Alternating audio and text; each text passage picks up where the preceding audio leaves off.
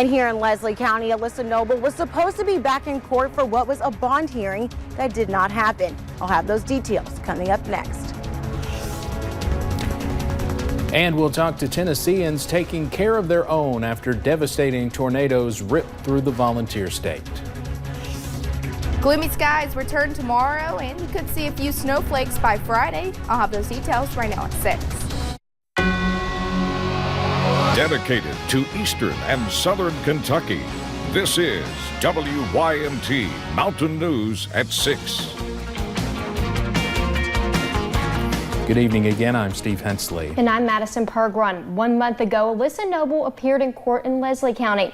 That appearance was supposed to lead to a bond hearing today. Instead, she pleaded not guilty to a tampering with evidence charge as well as public intoxication.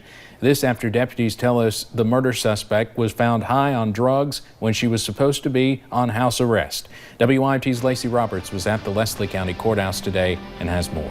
I'm not a lawyer, and I get angry and I get mad. Louise Johnson, mother of Paige Hayes, displaying her frustration about the system after a judge rescheduled the bond hearing for Alyssa Noble Wednesday. I don't understand all the rules behind all this, but no one will be there every time. Seeing the woman accused of killing her daughter, wanting Noble to see her so she cannot forget either. I'm going to be a reminder that my child was killed from the same actions that she was involved in a month ago. Both of Paige Hayes' parents showed up to all of the hearings ever since they began. Louise, always ready to speak up for Paige. But this time, her father, Curtis Johnson, is breaking his silence. I think that they just point us along wanting everybody to forget, and it's about time she stands up for her actions. They say they want Noble to do the right thing. She knows she done wrong. She knows she killed Paige. In my opinion, she deserves the rest of her life in jail. A family hurting, knowing they will never see their daughter again, still leaning on their faith to get them through. God didn't do this. God, if it wasn't for God, we probably wouldn't be standing here today. I really believe in the long run, everything's going to work out fine. Knowing Paige is at peace gives them the strength to push for justice. In Leslie County, Lacey Roberts, WYMT Mountain News. Noble's bond hearing has been reset for next Wednesday, March 11th. A Harlan County man is behind bars tonight facing serious charges related to an undercover child porn investigation. Kentucky State Police took 38-year-old Scotty Ward into custody last night. Police are charging Ward with 20 counts of possessing or viewing matter portraying a sexual performance by a minor and 5 counts of distribution. Ward is in the Harlan County Detention Center. A Pikeville man is accused of injecting a woman with an unknown substance and sexually assaulting her. Kentucky State Police arrested 34-year-old Robert Caldwell Monday morning. The victim claims Caldwell held her against her will and threatened to kill her if she left the area. Caldwell is charged with 4th-degree assault, rape, and sodomy. He's being held in the Pike County Detention Center. A Whitley County man is accused of breaking his own mother's leg. Deputies responded to a fight between James Gibson and his 77-year-old mother. The deputies claim they found the mother covered in wounds. She also had a broken leg, and Gibson is being held in the Whitley County Detention Center and is charged with 2nd-degree assault. Now for a story in Letcher County that is starting to make national headlines. In November, an atheist group, the Freedom from Religion Foundation, sent Letcher County schools a letter claiming a message that you see there above their athletic lockers violated the Constitution. Superintendent Denise Yantz immediately consulted with the school board attorney for advice. They decided to take the sign down as it was not a student-generated display, which goes against school laws. Our goal is to respect the law so that we can protect all of our students' religious freedoms. By doing that, it allows them to express their religious rights, and that's what we want. We want what's best for our students in Letcher County. Yantz said she has not received parent complaints, but she has been sent nasty messages from people across the nation. WYMT's Emily Bennett has been following this story this afternoon, and she'll have much more coming up at 11. Seen those cloudy skies take over the mountains today, and maybe even a few stray rain chances up into our northern counties, including parts of Interstate 64 in Moorhead. You can see those gloomy skies. They started out with sunshine, but cloud cover took over pretty quickly. Looking into downtown Whitesburg, says sunshine, but we're seeing more clouds over there. Right near 58 degrees, so feeling still pretty warm out there. So a very mild evening. Get out and enjoy it before we have to deal with some cooler weather by the end of the week. Pinpoint Doppler not looking too bad. Not fully convinced all of those showers over into parts of Johnson County and Lawrence County and even over into West Virginia. Not really sure all of those are falling to the ground, but definitely some gloomy skies and maybe a light drizzle over there. For tonight, we'll be dropping into about the upper 30s. We'll continue to see those winds out of the west anywhere from about 5 to 10 miles per hour. Clouds continue to increase as we head into tomorrow, and like I said, one more warm day before we get a cold snap back into the mountains. I'll have those details coming up in a little bit. Thank you, Paige. Well, the cleanup is only just beginning in Tennessee after devastating tornadoes left at least 25 dead. In Putnam County, an hour east of Nashville, there are more than a dozen people still missing. Krista Frost is there, and she talked to folks who are cleaning up and some who went out of their way to help them. So yesterday we talked to a lot of people in this area in the North End, and they were just looking around wondering what the next step is. And today it's volunteering. That's what a lot of people around here are doing, just taking the time to help where they can. Sorry about that. Here you go. It's pancakes and bacon. Enjoy. You're welcome. Renee Olson works in production, but today she's serving. Did you get something to eat this morning? You did? Okay. Her job is actually what brought her to the North End. A guy that we work with, a tree fell on his house, so we were trying to clear the alleyway behind his house, and now that we're done with that, we're just moving around to the rest of the community. Keeping them going as these volunteers saw wood, grabbed debris, and dragged the big pieces away from these homes. You guys doing all right? Good. Anyone else home that needs something? No? Okay. Have a great day.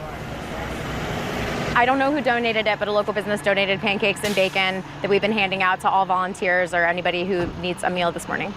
And if you asked her why?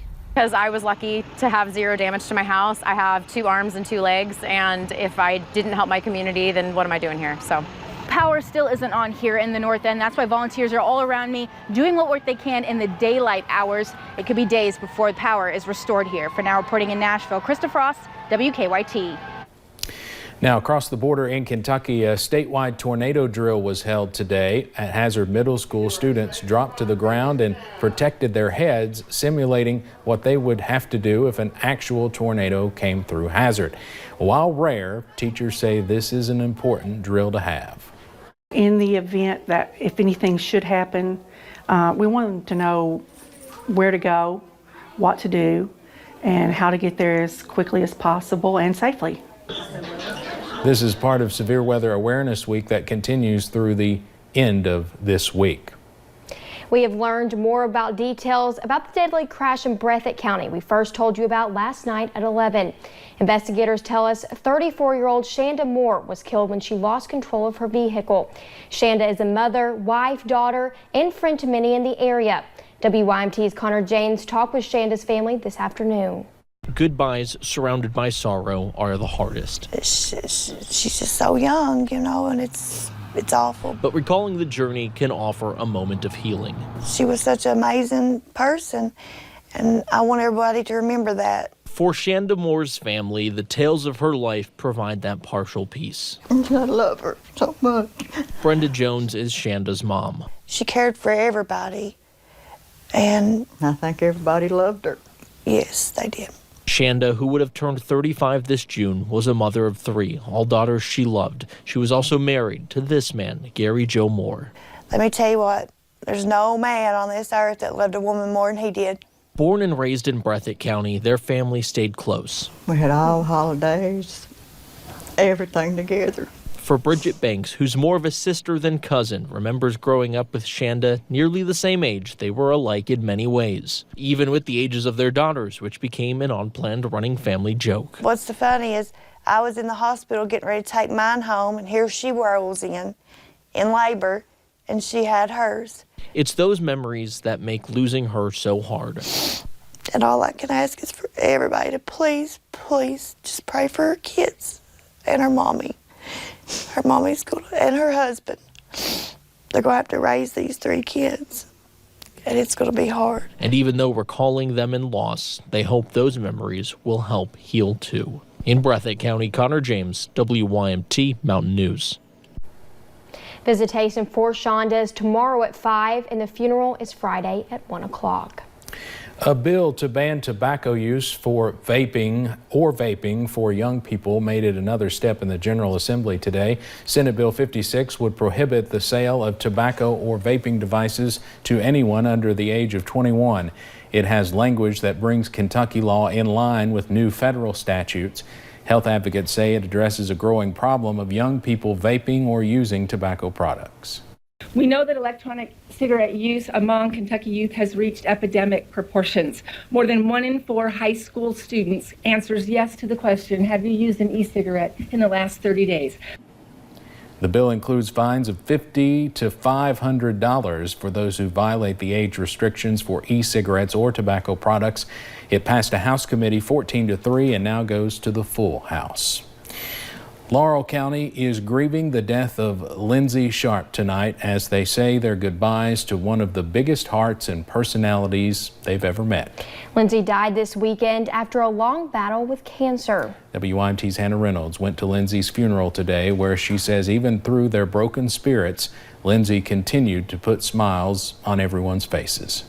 Lyndsey just brought a light into our lives that is not explainable. And I think she's looking down on us today with a great old big smile on her face and just pleased as she could be that this is all about her, as it should be.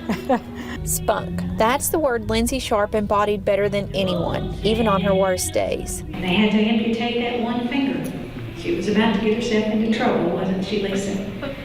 Now, Lord, forgive me, but Lyndsey looked at her hands and she said, oh my goodness, for the first time I have a middle finger.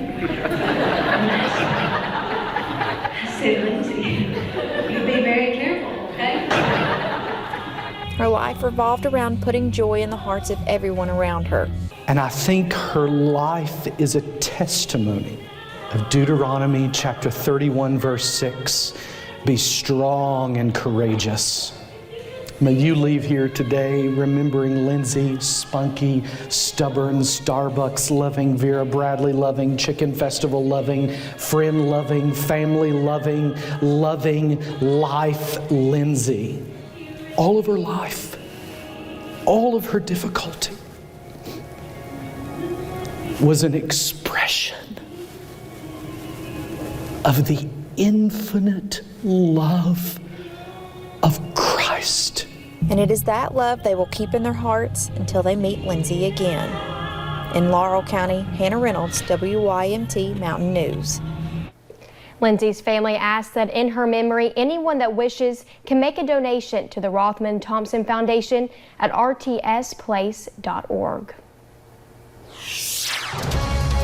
And we'll see a few more clouds as we head into the next couple of days, along with a few rain chances Thursday and Friday, but the weekend's still looking pretty good. We'll have those details coming up in a little bit. And hear from officials at some of Kentucky's biggest venues as they weigh in on how the coronavirus could affect them.